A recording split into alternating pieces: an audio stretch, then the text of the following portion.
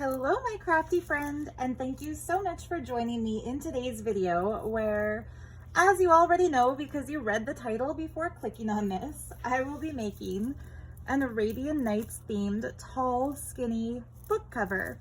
So before I get into the making, I'm making this book cover for a very special book to showcase a set of papers that I designed that I'm calling Arabian Nights, or the Magic Carpet journal kit. It's inspired by my lovely friend May, who lives in Saudi Arabia and has sent me just some of the most beautiful pieces I've ever seen for journals. She's sent me some gorgeous journals that she has made herself, some opulent fabrics, and a book of mystical Arabic poetry that has a lot of the pages decorated in this kind of a circular motif with the script inside them. And they were just so gorgeous that I thought, like, this is something we sometimes see people use similar motifs in art, especially these kinds of images that are antique. And so we see them in a lot of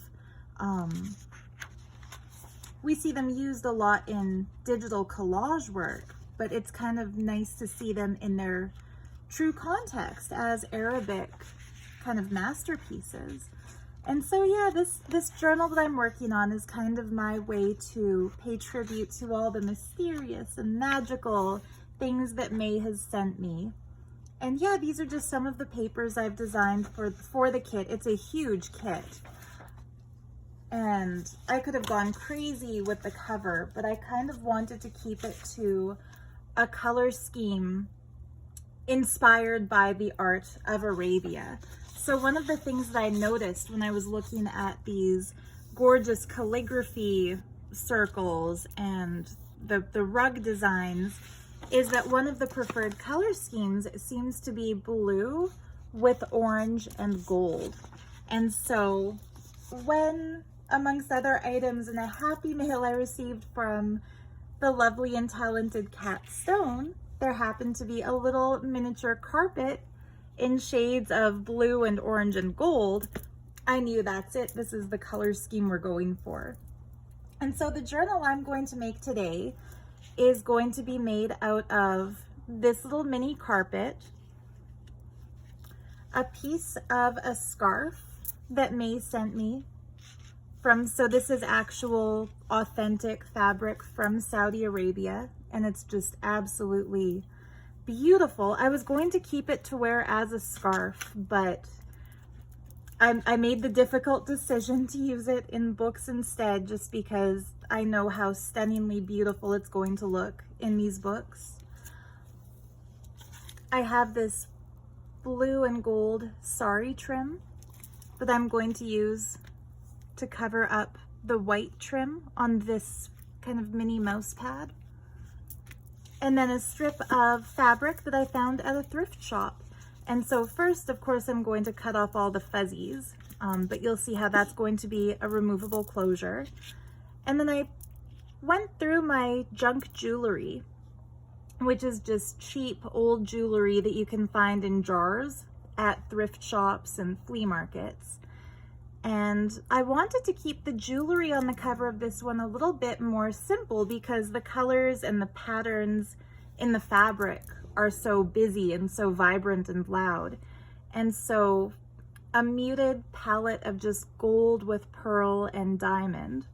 Listen to me, just gold, pearl, and diamond, as if it's nothing. But color-wise, it's neutrals. So yeah, just gold, pearl, and diamond for the accents. And so as I get crafting with this, I just wanted to say you don't need to limit yourself to my color scheme. You could make this same exact formula. You could take the same formula for the cover and say start with a piece like this in shades of pink and teal, and then find a scarf that's either pink or teal or some combination thereof, and have fun and you know, maybe do it in colors that speak more to you or that speak more to your theme. Had I been more prepared for this video and not in the midst of a move, I would have had some other scarves and some other little fabric pieces in similar size to this one to show variations. But I'm actually mid-move right now, so half of my craft supplies are sitting in what's going to be my craft room at my boyfriend's house, and then the other, the stuff that I've kept here is just the stuff that I knew I was going to be using immediately, and so I don't really have the same endless supply of stuff as I usually do.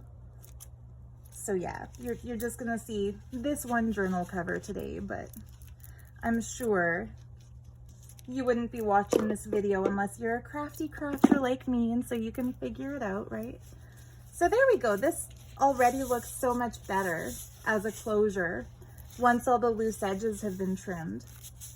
Now you could have gone a little bit further with your fabric strip, or maybe I should say I could have gone a little bit further and either cut it with pinking shears to leave like a zigzag pattern that doesn't fray like this, or you can, you know, fold it over, say like this, sew it, and then flip it inside out to make it like piping.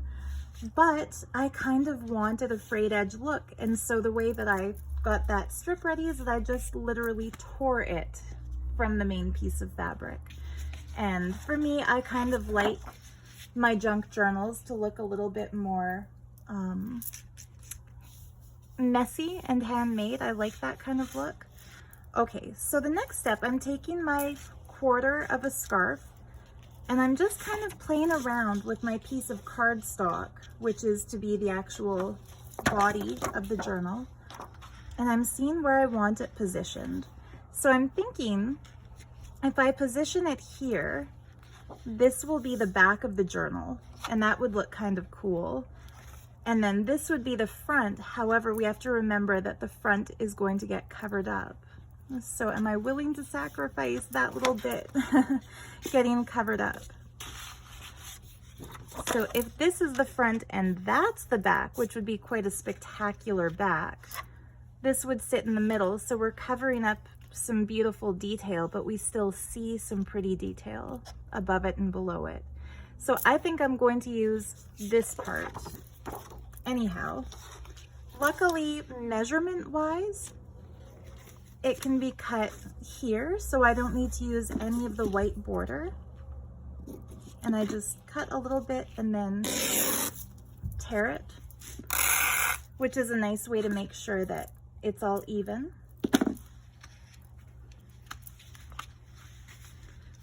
And I'm going to keep quite a bit of this so that once it gets glued down to the cover, I can wrap this part around a little bit, and so it's going to show as a strip on the inside. And so I'm even going to leave some of the white there. I'm just going to cut it right here and tear that. And don't worry if you're new to this fabric tearing business. If your fabric bunches up, you can easily straighten it out again. So there we go. Now we have just the part of the fabric that's going to be used. And every journal maker, every crafter might have a different way of doing these, but I just kind of work spontaneously. I don't make my corners all perfect or anything because the pages inside aren't going to be all perfect or anything. So stress-free crafting is the way I like to go. My glue of choice is Fabri-Tac, not sponsored. I wish it was. I go through so many bottles of this stuff, but I do find it to be the best of all the fabric glues I've tried out in my crafting.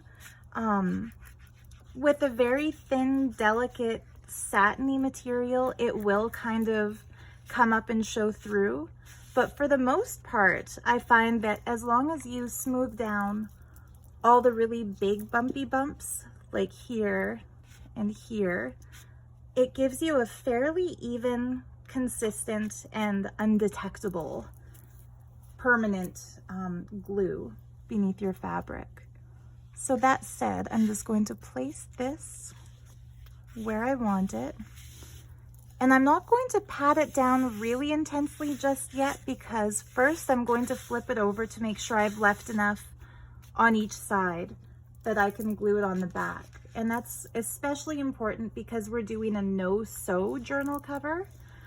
So it's got to be fully glued. And yes, I love it when something turns out well on the first try. So if that hadn't turned out well, I would just peel this back. In fact, I'll show you what I would have done in case you do something and it doesn't turn out well. So now, since it's showing the back of the fabric, which is also quite spectacular, I'll just add a little bit more glue again. And this time you can see it's picked up some of the cat hairs and random bits that are always in my crafting space. But yeah, sometimes if you're gluing something onto a piece of cardstock or a cover on the front side, it can be hard to know how much space you've left yourself. So gluing it backwards can be a little bit easier. And then you can really press it down and make sure that that glue sticks. And so the next step will be, and I'm trying to do this all on camera, to cut just a tiny bit from each corner so that it doesn't get too bulked up.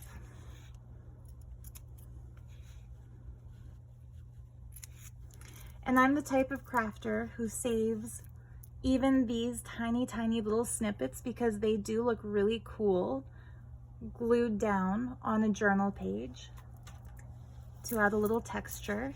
So it's a good craft if you're the type who likes to use up every little bit of your materials. And then I'm just going to put glue around to glue these pieces down.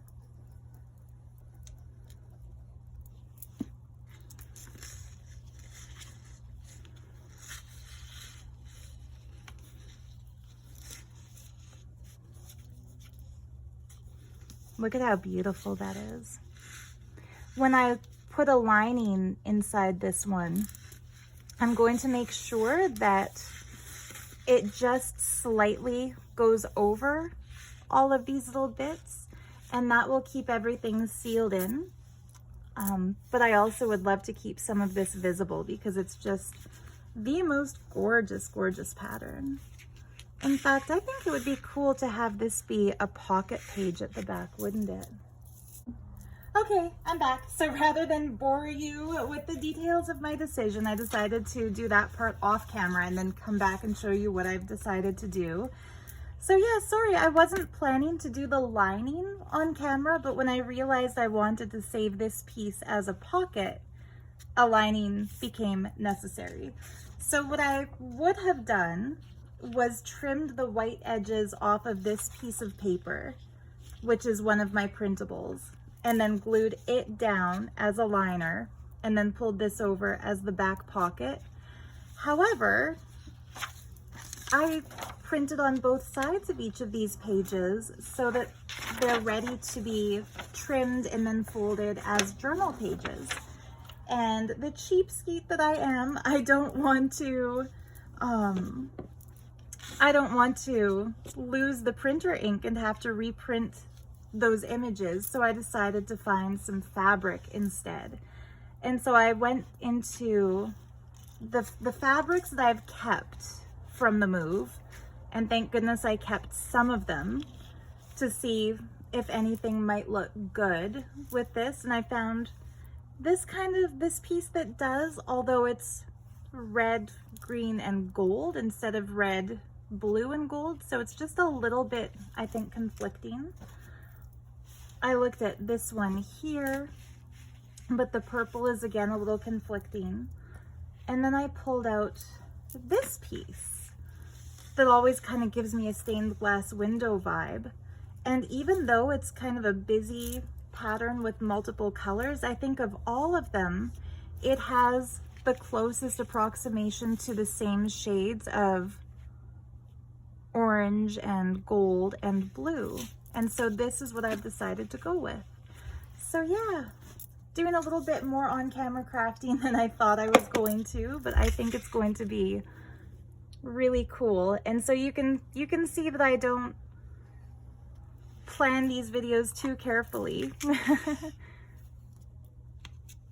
I don't know. I hope this is going to be helpful for somebody who watches it, because personally, I really love watching chatty flip through videos on YouTube. Those are kind of the videos I go to. I get a little bit bored. I think I shared this in the last video that I made a cover in. I get a little bit bored watching the Craft With Me videos, because once I see the materials laid out and hear the plan, I can pretty much take it from there and figure it out. But I've had some really lovely comments after my last cover making video from crafters who shared that they don't necessarily watch every single little step of a Craft With Me video, but will have it on in the background while making something. And it kind of dawned on me, aha, of course, because these videos are called Craft With Me, not sit quietly and watch me craft, right? So yeah, I think I'm going to start listening to more Craft With Me videos. I really love, there's a channel called 507 Willow House, and she's just the coolest southern gal who makes really cool junk journals full of authentic papers and such. There was a while there where I would kind of play her videos in the background, just because she's so fun to listen to. I love that accent. So I'm doing the same cut and tear, which also means I can do less measuring, which is always a good thing in my mind. But anyway, yeah, I used to have some of her videos on from time to time while I worked. And it's quite nice to know that there might be some of you out there working on your stuff and maybe listening to this and possibly glancing up from time to time to see what I've made in the meantime. And you know what? Also, to be fair, when I was first getting into junk journals back in 2020, it was kind of my lockdown project, was since I couldn't go see my friends or my family, I got into some YouTube tutorial videos, and that's how I learned how to make junk journals. And so maybe doing videos like this is also kind of like giving back a little. I forget her name, but that cool Aussie lady who does treasure books, I watched a lot of her tutorials in my early junk journal making days.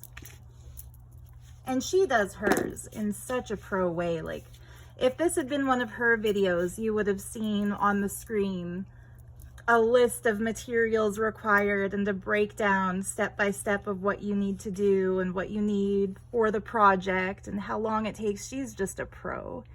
Don't expect that with my videos. With my videos, expect me to get up halfway through, turn off the camera, and go look for another supply that I didn't think I needed.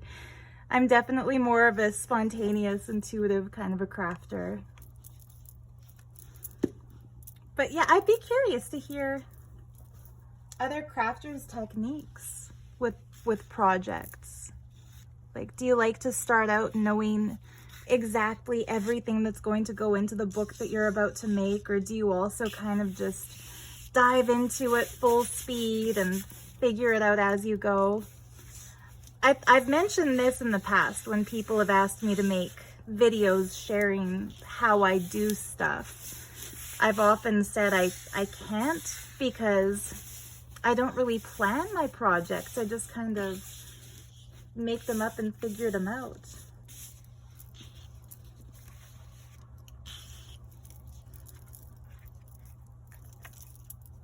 And for me, I find that works, and it also keeps it really fun. And it's kind of exciting when you're working on a project. At the beginning, if you don't quite know where you're going to take it or how you're going to finish it, when you finally see that finished project, it can be a really cool reveal, even to yourself.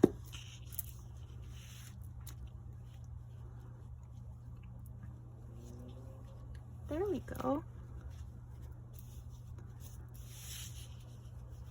So I didn't mention it as I did it, but obviously I folded over the sides here instead of trimming the corners. And that just kind of gives a little bit extra structure to that pocket. So there, that's the inside of our journal. Flipping this back, that's the back cover. The back might just be my favorite. I quite love that. But it's time to do the front. So yeah, we'll see where I want that lined up. Now, since this is a mouse pad, this had started separating while I was checking it out yesterday to see how thick it is. And so I've decided to detach this part, and I'll use this maybe as the base for a little mini book or something at some point. And I think these are pretty much stuck, so I'll keep those. But yeah, this is going to live right about there. And if we want to, we could get really technical and measure it. Maybe I'll do that with this. So say if this is the full length of our book cover. Let's not just say it is, let's make it so. As Captain Picard would say, let's make it so. So yeah, now I know that's the center-ish. I'm just gonna put a line of glue right here. I'm low on my Fabri-Tac, really. But yeah, right there, and I'm kind of overlapping it off of the fringe onto the mouse pad piece so that I can make sure that it's all solidly glued down. Since our closure is going to go under this, we don't want it to be loose at all. And that's why I'm being a little bit heavier handed than I would normally be with the very expensive Fabri-Tac. But there's certain places in a journal we don't want to skimp, and the security of the cover is one of them. So if that's the center of that, and this is the center of this, that's about centered. And then just press it down, but I'm not pressing it down too firmly. Oh, you know what? I forgot a step. I wanted to attach our jewelry first. And so I'm just going to pull this back up again. And my plan for the jewelry was to poke this earring right through and then fold. Oh, no, that little piece broke anyway. Okay, so we're gonna do it the easier way.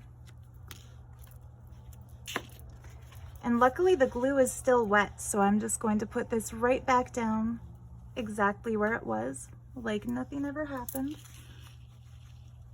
And you can kind of slide it around like I'm doing to make sure that it's equal distant from here and from there, which it seems to be. And since the earring back broke off, I'm just gonna glue this on as a really pretty, drippy sort of a tassel-y thing.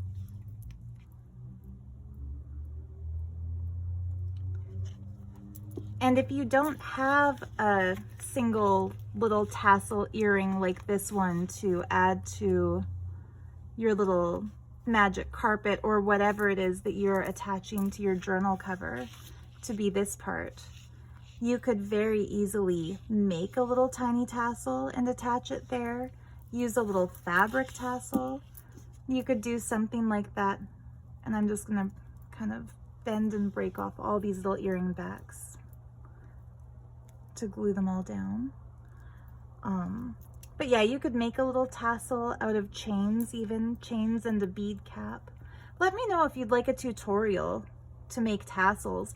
I'm already thinking of making a tassel tutorial video when I make a tassel to dress up a really cool paper doll book made by the lovely and talented Kat Stone. So maybe when I do that video, I'll also do a quick little chain tassel.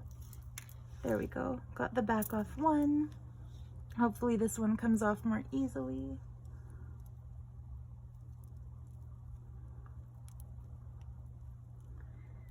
see, a prepared crafter would have had wire cutters here too, but again, forgive me for being mid-move and not having quite all of my supplies on hand the way I normally would.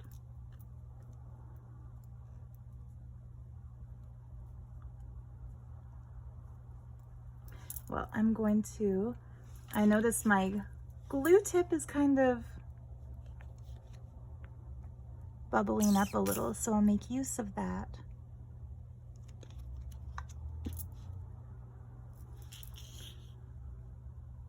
This is one video I did not do my nails for because I knew my hands were gonna get gucked up from the Fabri-Tac.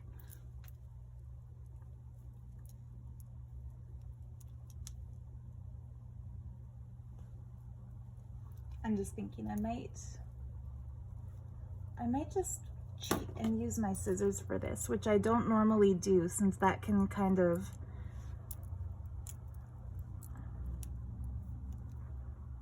reduce the longevity of your scissors. Nope, that's even too smart. Okay, so I'm going to not pause the camera this time. I'm just gonna kind of get up a little and reach for my wire cutters that I realized were behind me on that table. Okay. So the last little jewelry bit to glue.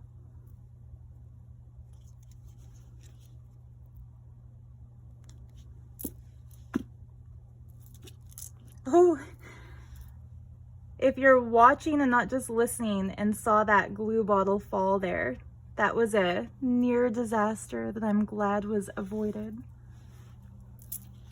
So do you see how luxe that looks all of a sudden, just having a few little pieces of bling sparkling in the corner? And now, usually with a standard size junk journal, I would put pieces like this in the top left-hand corner, or even make a separate detachable tassel to go in that spot. But for this one, I felt like I want the focal to be the magic carpet, as I'm calling it, that's in the middle.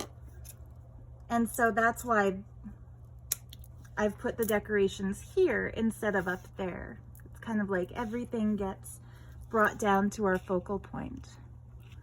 Just right.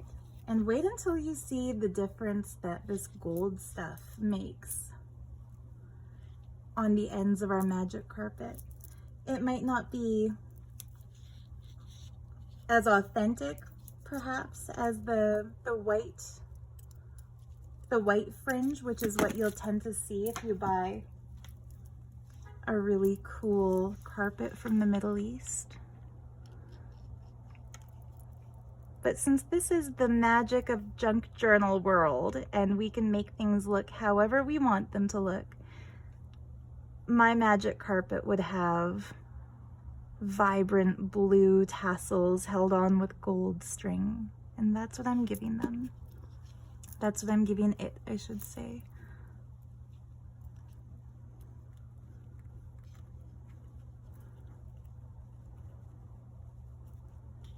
There we go. I tried to cut these to be as close as possible to the exact width of this little carpet.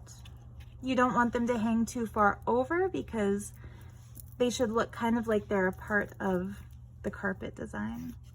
Or at least if you're doing what I'm doing and trying to do a little magic carpet journal cover. If you're putting just a decorative piece in the center of a really tall journal, then the border doesn't need to be as precise. So let's see how that looks.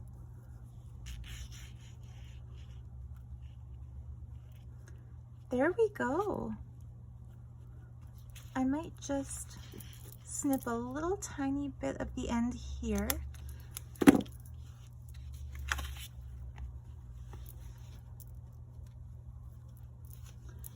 Pardon me for doing that off camera. I was just pushing a little bit of the white string under the blue.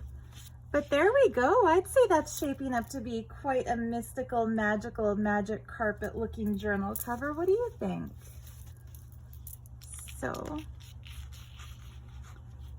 our next step. And I'm still being very careful because my glue is not fully dry, but I wanted to do this little part on camera here, which is thread through the orange string, or sorry, the orange sash, which will be our closure,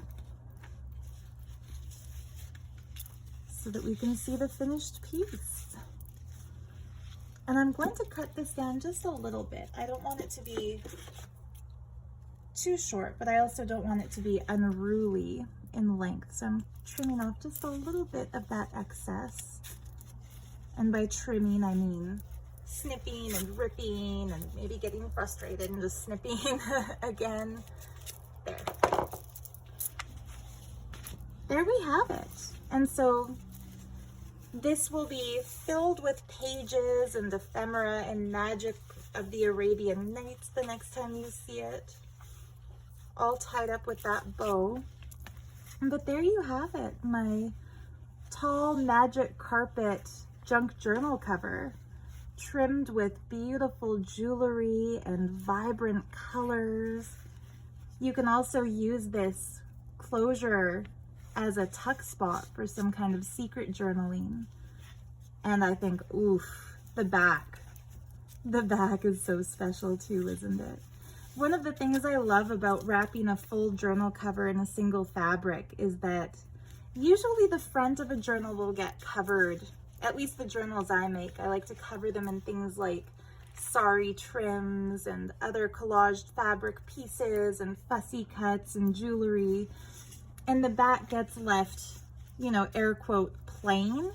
But sometimes the plain back has just as much visual interest as the adorned cover, as it does in this case, doesn't it?